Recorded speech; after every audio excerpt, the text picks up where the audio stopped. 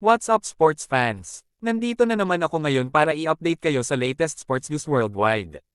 Pero bago yan, huwag kalimutan i-tick ang like button at mag-subscribe sa ating YouTube channel para palagi kayong updated sa mga trending na sports today. Scottie Thompson ayaw muna itodo ni Tim Cone sa paglalaro. Magsimula na tayo mga ka-SN. Scottie Thompson ayaw muna itodo ni Tim Cone sa paglalaro. Manila, Philippines. Sa kabila ng solidong performance sa kanilang huling laro, binabantayan pa rin ang kalagayan ni Season 47 Most Valuable Player Scottie Thompson na kagagaling lamang sa injury. Ayaw ni Barangay Ginebra head coach Tim Cone na bugbugin pa sa ensayo si Thompson upang hindi ito mabigla. Hindi makitaan na galing sa injury si Thompson matapos maglatag ng impresibong 21 points, 10 rebounds at 11 assists sa panalo ng Barangay Ginebra sa Blackwater Bossing.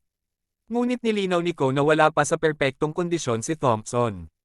Nasa 80 hanggang 70% pa lamang ito.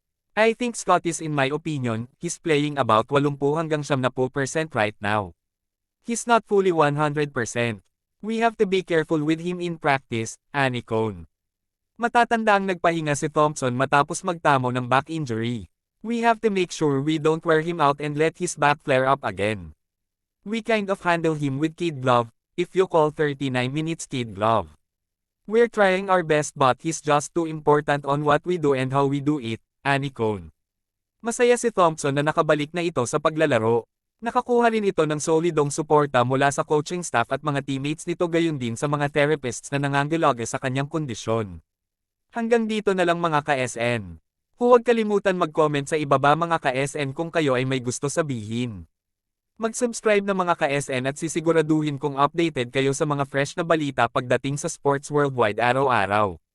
Salamat at hintayin niyo ulit ang aking susunod na update pagdating sa daily sports news natin. God bless to all and keep safe.